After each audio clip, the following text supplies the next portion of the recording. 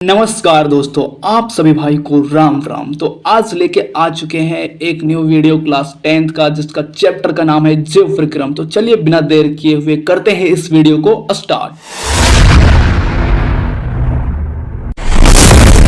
Class 10th के जीव प्रक्रम का ऑब्जेक्टिव क्वेश्चन। तो चलिए फर्स्ट क्वेश्चन को हम लोग देखते हैं दोस्तों। फर्स्ट क्वेश्चन कह रहा है कवकों में किस विधि द्वारा पोषण होता है। कवकों में किस विधि द्वारा पोषण होता है, तो इसका करेक्ट आंसर हो जाएगा दोस्तों पर पोषण इसका करेक्ट आंसर हो जाएगा दोस्तों। दूसरा नंबर क्वेश्चन कह रहा है दोस्तों, दूसरा नंबर जो क्वेश्चन है दोस्तों, जीवाणुओं में किस प्रकार का पोषण पाया जाता है। जीवाणुओं में किस प्रकार का पोषण पाया जाता है, तो इसका उत्तर हो जाएगा दोस्तों परजीवी पोषण। और तीसरा नंबर क्वेश्चन कह रहा है स्वपोषी के दो उदाहरण दे। स्वपोषी के दो उदाहरण दे, बहुत इंपॉर्टेंट क्वेश्चन है दोस्तों। इसका करेक्ट आंसर हो जाएगा हरे पादप और क्लोरोबैक्टीरिया दो इसके उदाहरण है स्वपोषी की। क्वेश्चन नंबर 4 को हम लोग देखते हैं दोस्तों। क्वेश्चन नंबर 4 कर रहा है विषम पोषी के दो उदाहरण दे। तो इसका करेक्ट आंसर हो जाएगा दोस्तों मानव और ये होगा गाय। ये गलत है, यहाँ होगा गाय दोस्तों, गाय होगा गाय। और देखते हैं 5वां नंबर क्वेश्चन को। वह प्रक्रिया बताएं जिसके द्वारा स्वपोषी अपना भोजन का निर्माण करते हैं। बोल रहे हैं वह प्रक्रिया बताएं जिसके द्वारा स्वपोषी अपना भोजन का निर्माण करते हैं। तो इसका करेक्ट आंसर हो जाएगा दोस्तों प्रकाश संश्लेषण। क्वेश्चन नंबर 6 को हम लोग देखते हैं दोस्तों। क्वेश्चन नंबर 6 कह रहा है पौधों द्वारा प्रकाश संश्लेषण की क्रिया में सूर्य की विकिरण ऊर्जा का रूपांतरण होता है। तो इसका करेक्ट आंसर हो जाएगा रासायनिक ऊर्जा में। पौधों द्वारा प्रकाश संश्लेषण की क्रिया में सूर्य की विकिरण ऊर्जा का रूपांतरण किस ऊर्जा में होता है, तो इसका करेक्ट आंसर हो जाएगा दोस्तों रासायनिक ऊर्जा में। नेक्स्ट क्वेश्चन को हम लोग देखते हैं। पत्ती की सतह पर पाए जाने वाले सूक्ष्म छिद्र जो गैसीय विनिमय में सहायक होता है उसे क्या कहते हैं, तो यहाँ होगा रंध्र दोस्तों। ये रंध्र होगा, रंध्र। इसका करेक्ट आंसर हो जाएगा रंध्र दोस्तों। नेक्स्ट क्वेश्चन को हम लोग देखते हैं। नेक्स्ट क्वेश्चन कह रहा है उन वर्णकों के नाम लिखें जो सौर ऊर्जा को ग्रहण करते हैं। उन वर्णकों के नाम लिखें जो सौर ऊर्जा को ग्रहण करता है। तो इसका करेक्ट आंसर हो जाएगा दोस्तों क्लोरोफिल या तो पर्णहरित भी कहीं ऑप्शन में रह सकता है दोस्तों। तो चलिए नेक्स्ट क्वेश्चन को देखते हैं। उस रंजक का नाम लिखें जो सौर ऊर्जा का शोषण कर सकता है।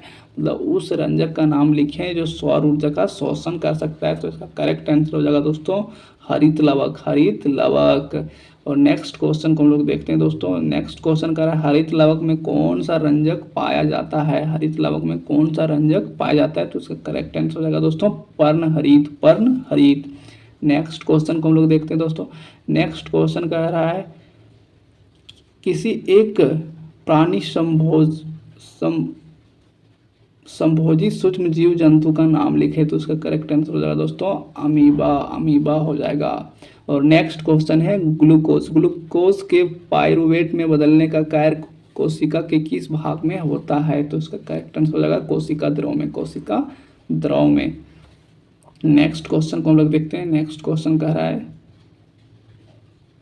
अब आ गए हैं दोस्तों सब्जेक्टिव क्वेश्चन में आ गए हैं। तो सबसे पहले हम लोग देखते हैं जैव प्रक्रम क्या है।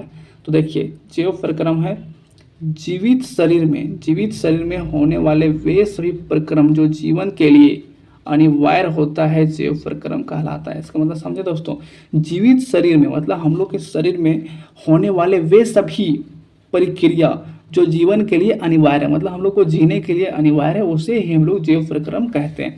जैसे कि देखिए पोषण हो गया। पोषण हम लोग के लिए अगर पोषण नहीं होगा तो फिर हम लोग जीवित कैसे रहेंगे। श्वसन मतलब श्वास नहीं लेंगे तो हम लोग फिर जिंदा ही नहीं रहेंगे। उत्सर्जन मतलब हम लोग वॉशरूम वगैरह में जाएंगे तो फिर हम लोग खाएंगे, वो निकल कहाँ से। तब वहन जैसे जैव प्रक्रम के उदाहरण हैं। तो इसका फिर नेक्स्ट क्वेश्चन को हम लोग देखते हैं दोस्तों। नेक्स्ट क्वेश्चन कह रहा है दोस्तों हमारे जैसे बहुकोशिकीय जीवों में ऑक्सीजन की आवश्यकता पूरी करने में विसरण क्यों अपर्याप्त है। मतलब हमारे जैसे बहुकोशिकीय जीवों मतलब हम लोग के शरीर में बहुत कोशिका है, एक कोशिका नहीं, बहुत लाखों करोड़ों कोशिका है। वही बोल रहे हैं हमारे जैसे बहुकोशिकीय जीवों में ऑक्सीजन की आवश्यकता पूरी करने में विसरण क्यों अपर्याप्त है। तो इसका करेक्ट आंसर हम लोग देखते हैं दोस्तों। देखिए बहुकोशिकीय जीवों में सभी कोशिकाएं अपने आसपास के पर्यावरण के संपर्क में नहीं रह नहीं रह सकती। तो जैसे कि बहुकोशिकीय जीवों में सभी कोशिकाएं अपने आसपास के पर्यावरण के सीधे संपर्क में नहीं रह पाती दोस्तों, मतलब सभी हम लोग के शरीर में जितना भी कोशिका है वो सीधे तौर पे पर्यावरण के सीधे संपर्क में नहीं रह पाती।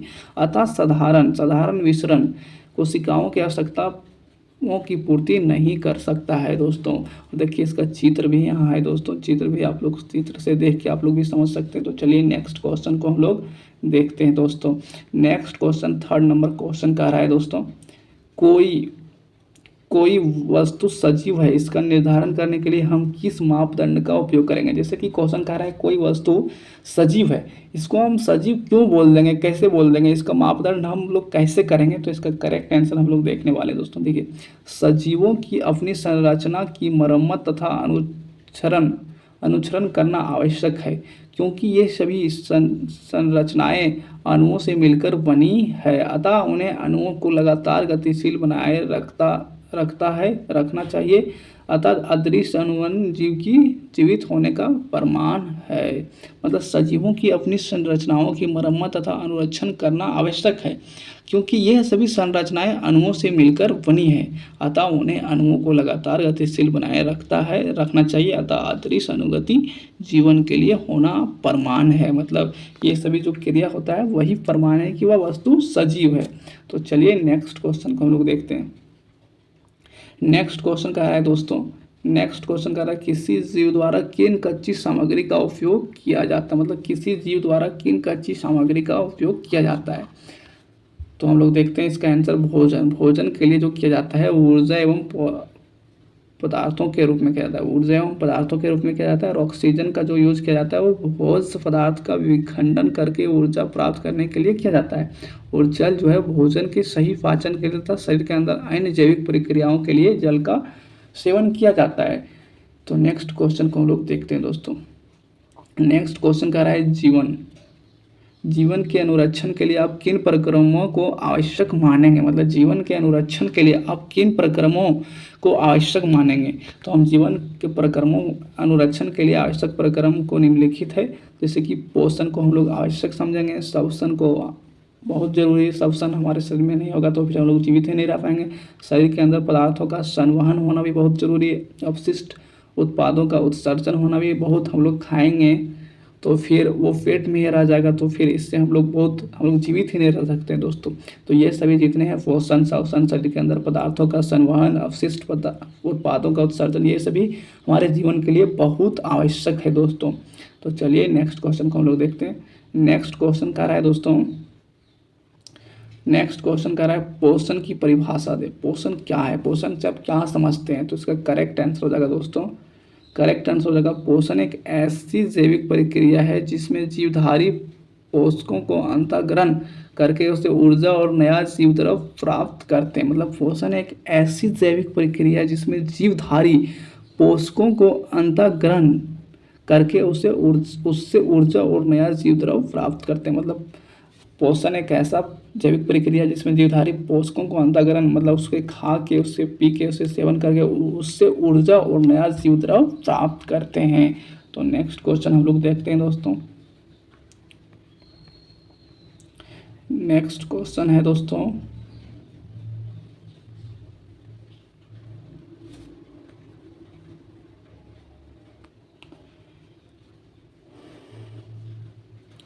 नेक्स्ट क्वेश्चन है दोस्तों समयपोषी किसे कहते हैं। समयपोषी किसे कहते हैं। तो इसका करेक्ट आंसर हम लोग देखते हैं वे सभी जीव जो अपना भोजन बनाने के लिए स्वयं कच्ची सामग्री का उपयोग करते हैं समयपोषी कहलाते हैं।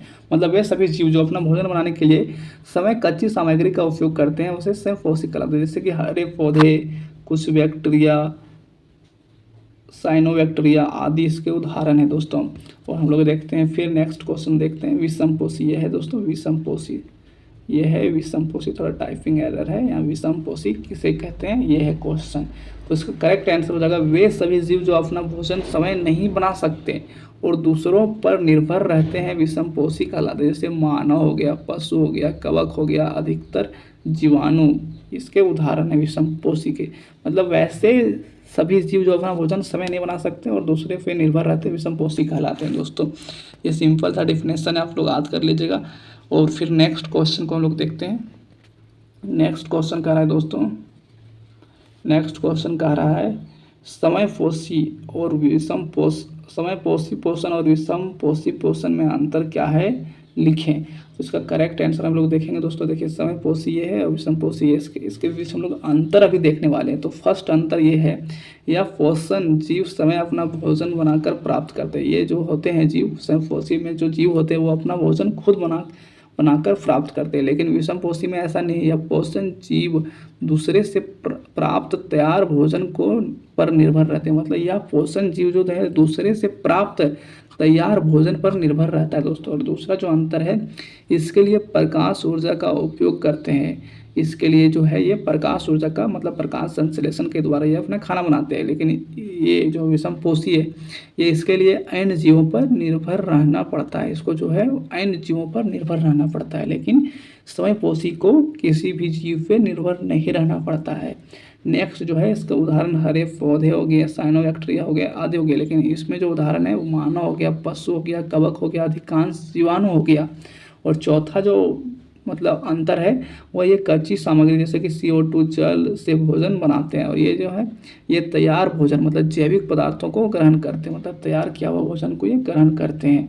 और अगला जो अंतर है दोस्तों, अगला अंतर है इन्हें उत्पादक भी कहते हैं। इन्हें जो है मतलब समयपोषी को उत्पादक भी कहते हैं और विषम पोषी को इन्हें उपभोक्ता भी कहते हैं, उपभोक्ता भी कहते हैं। तो नेक्स्ट क्वेश्चन को हम लोग देखते हैं दोस्तों। नेक्स्ट क्वेश्चन कह रहा है समयपोषी पोषण के लिए आवश्यक परिस्थिति कौन सी है। मतलब समयपोषी पोषण के लिए आवश्यक परिस्थिति कौन सी है।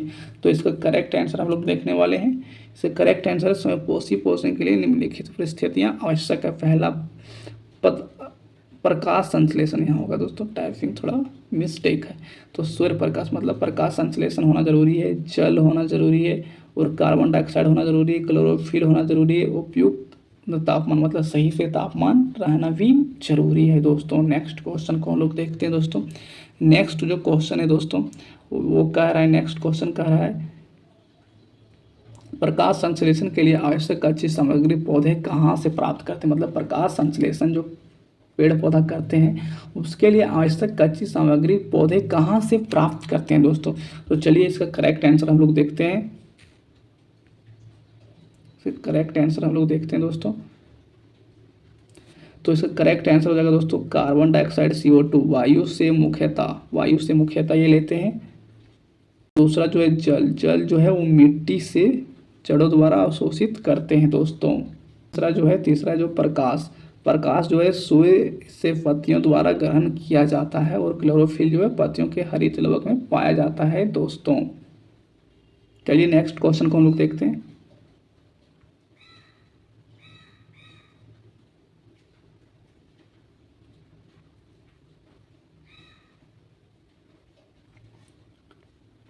नेक्स्ट क्वेश्चन को हम लोग देखते हैं दोस्तों। नेक्स्ट क्वेश्चन कह रहा है हमारे आमाशय में अम्ल की भूमिका क्या है। मतलब हमारे आमाशय में जो है अम्ल की भूमिका क्या है दोस्तों। तो चलिए इसका करेक्ट आंसर हम लोग देखते हैं। दोस्तों अगर वीडियो आप लोग को अच्छा लग रहा होगा तो चैनल को सब्सक्राइब और एक वीडियो को मतलब ये एक जन के पास, एक दोस्त के पास इस वीडियो को शेयर जरूर करिएगा दोस्तों। तो चलिए इसका आंसर हम लोग देखते हैं। हमारे आमाशय में क्लोरिक अम्ल HCl पाया जाता है। इसकी मुख्य भूमिका निम्नलिखित है। जैसे कि यह भोजन को अम्लीय pH 1.5 से 2 तक बनाता है दोस्तों। यह पेप्सिनोसन नामक निष्क्रिय एंजाइम को सक्रिय पेप्सिन में बदलता है जो प्रोटीन का पाचन करता है दोस्तों। और नेक्स्ट जो है यह अम्ल हानिकारक जीवाणु को नष्ट करता है, भोजन के साथ पेट में पहुंच सकते हैं दोस्तों। ये भोजन में जो जीवाणु को नष्ट करता है दोस्तों, यह भोजन को आगे के पाचन के लिए उपयुक्त बनाता है। मतलब भोजन के पाचन के लिए प्रोसेस को आगे बढ़ाता है दोस्तों। नेक्स्ट क्वेश्चन को हम लोग देखते हैं दोस्तों। नेक्स्ट क्वेश्चन कह रहा है पाचक एंजाइम का क्या कार्य है। जो पाचक एंजाइम है उसका क्या कार्य है दोस्तों। पाचक एंजाइम का कार्य क्या है दोस्तों। पाचक एंजाइम का कार्य क्या है। तो चलिए इसका आंसर देखते हैं।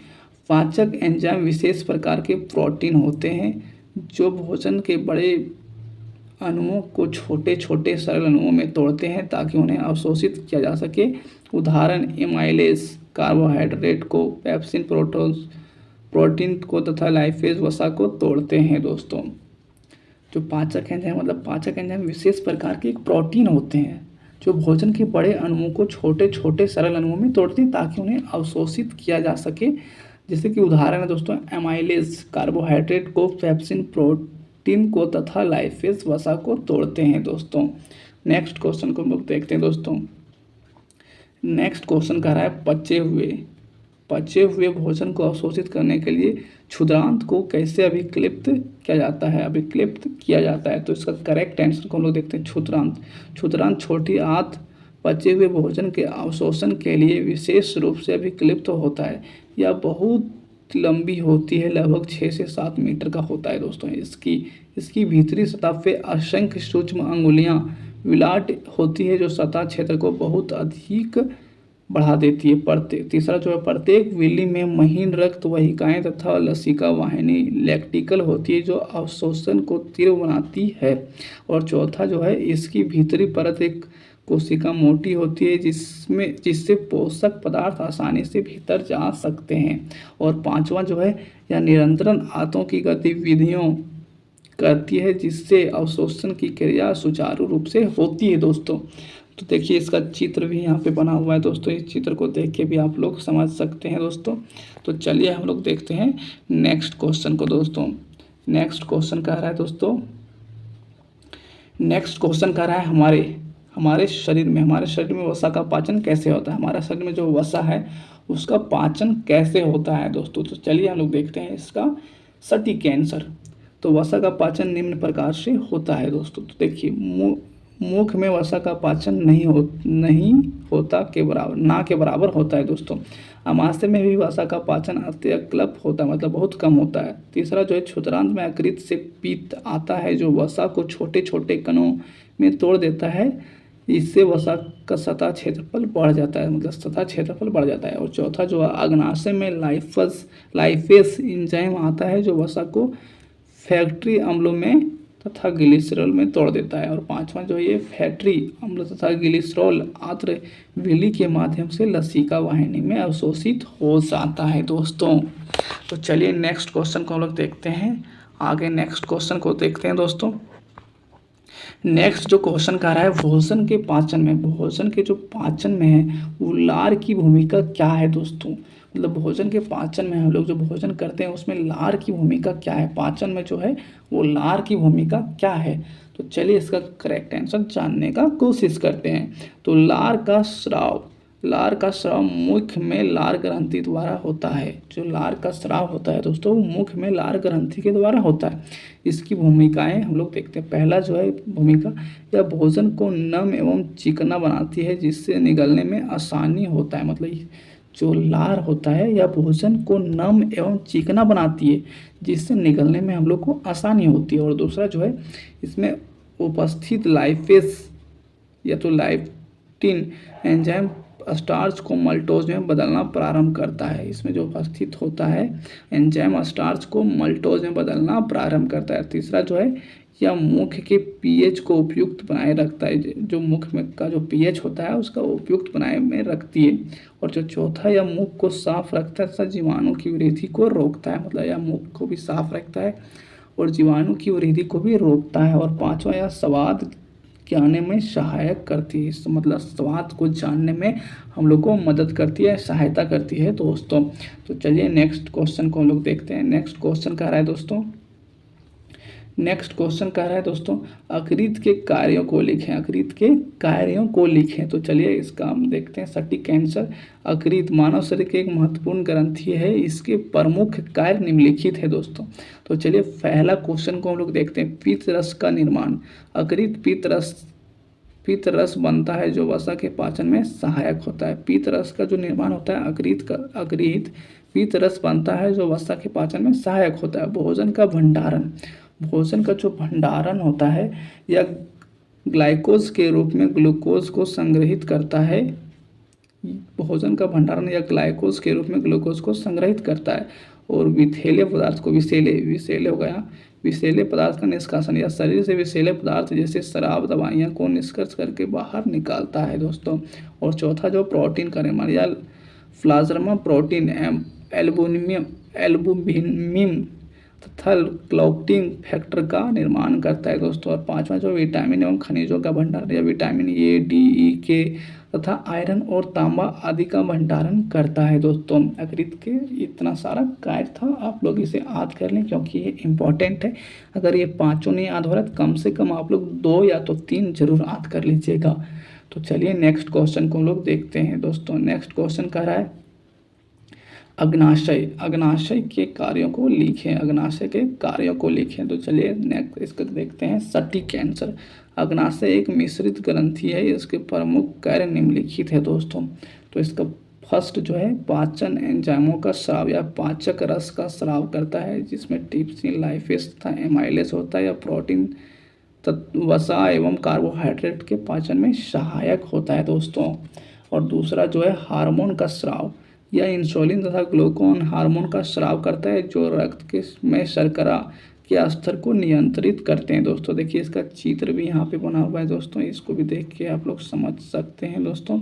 और इसका PDF चाहिए तो फिर हमको यूट्यूब पे मतलब जितना भी वीडियो हम डालें वो किसी भी वीडियो पे आप कमेंट कर दीजिएगा। इस चैप्टर का हमको नोट्स चाहिए तो आपको 24 घंटा के अंदर आपके व्हाट्सएप नंबर पे PDF इसका चला जाएगा दोस्तों। तो चलिए हम लोग देखते हैं नेक्स्ट क्वेश्चन को दोस्तों। क्वेश्चन नंबर हम लोग 20 को देखते हैं दोस्तों। 20 कह रहा है श्वसन लेना क्या है, श्वसन लेना क्या है। तो शरीर द्वारा वायुमंडल से ऑक्सीजन ग्रहण करने की क्रिया को श्वसन लेना कहते हैं दोस्तों। मतलब शरीर द्वारा वायुमंडल से ऑक्सीजन ग्रहण करने की क्रिया को श्वसन लेना कहते हैं दोस्तों। इस प्रक्रिया में वायु नाक द्वारा अंदर प्रवेश करती है, श्वसन नली में से होते हुए फेफड़ों तक पहुंचती है तथा फेफड़ों की वायु कोशिकाओं में ऑक्सीजन रक्त को विलीन हो जाती है दोस्तों। मतलब घुल जाती है, मिल जाती है वायु ऑक्सीजन, मतलब खून में जाके, ब्लड में जाके। तो नेक्स्ट क्वेश्चन को लोग देखते हैं दोस्तों। नेक्स्ट क्वेश्चन कह रहा है दोस्तों, नेक्स्ट क्वेश्चन कह रहा है श्वसन के लिए ऑक्सीजन प्राप्त करने की दिशा में एक जलीय जीव अपेक्षा स्थलीय जीव किस प्रकार लाभप्रद है। देखिए इसका करेक्ट आंसर हम लोग बताते हैं। स्थलीय जीवों के लिए ऑक्सीजन प्राप्त करना जलीय जीवों की अपेक्षा अधिक लाभप्रद है। मतलब जो जलीय जीव है उसके अपेक्षा जो स्थलीय जीव है उसको ऑक्सीजन प्राप्त करने के लिए जलीय जीवों की अपेक्षा अधिक लाभप्रद है। जैसे कि वायुमंडल में ऑक्सीजन की मात्रा पानी की तुलना में अधिक 21% होता है, जबकि पानी में घुली ऑक्सीजन बहुत कम होता है। जलीय जीवों को या श्वसन तंत्र द्वारा वायु से सीधे ऑक्सीजन ले सकते हैं, जिसमें उन्हें सर्वाधिक ऑक्सीजन सरलता से मिल जाती है। इसके अतिरिक्त वायु में ऑक्सीजन का प्रसार तेज होता है, जिससे ऊर्जा उत्पादन अधिक प्रभावी ढंग से होता है। इसका मतलब हम आप लोग को समझा रहे हैं, मतलब जो जल वगैरह में जो जीव रहते हैं तो जल में बहुत कम ऑक्सीजन रहता है, क्योंकि जो जल में घुला हुआ ऑक्सीजन है उतना ही है। लेकिन स्थलीय जीवों के वायुमंडल में लगभग 21% ऑक्सीजन होता है, जो कि काफ़ी है। तो स्थलीय जीवों को ऑक्सीजन लेने में आसानी होती है जलीय जीवों में अपेक्षाकृत, क्योंकि जलीय जीवों में बहुत मतलब जल में बहुत कम होता है ऑक्सीजन स्थलीय जीवों के अपेक्षाकृत। तो इसलिए स्थलीय जीवों को लाभप्रद है जलीय जीवों के अपेक्षाकृत। तो चलिए हम लोग नेक्स्ट क्वेश्चन को हम लोग देखते हैं। नेक्स्ट क्वेश्चन कह रहा है श्वसन को परिभाषित करें, श्वसन को परिभाषित करें। तो इसका करेक्ट आंसर हो जाएगा श्वसन वास्तविक प्रक्रिया जिसमें जीवित कोशिकाएं भोजन का ऑक्सीजन की उपस्थिति में ऑक्सीकरण करके ऊर्जा प्राप्त करती। इस प्रक्रिया में ग्लूकोज का अपघटन होकर कार्बन डाइऑक्साइड, जल तथा ऊर्जा उत्पन्न करती या ऊर्जा शरीर की विभिन्न क्रियाओं के लिए उपयोगी होता है दोस्तों। मतलब श्वसन वास्तविक प्रक्रिया है जिसमें जीवित कोशिकाएं भोजन का ऑक्सीजन की उपस्थिति में ऑक्सीकरण करके ऊर्जा प्राप्त करती है। इस प्रक्रिया में ग्लूकोज का अपघटन होकर कार्बन डाइऑक्साइड, जल तथा ऊर्जा उत्पन्न करती या ऊर्जा शरीर की विभिन्न क्रियाओं के लिए उपयोगी होता है दोस्तों। तो चलिए वीडियो को यहीं करते हैं एंड। इसका नेक्स्ट पार्ट बहुत ही जल्द आने वाला है। तो आप लोग तब तक के लिए आप सभी को भाई को राम राम। तो चलिए वीडियो को करते हैं यहीं पे एंड।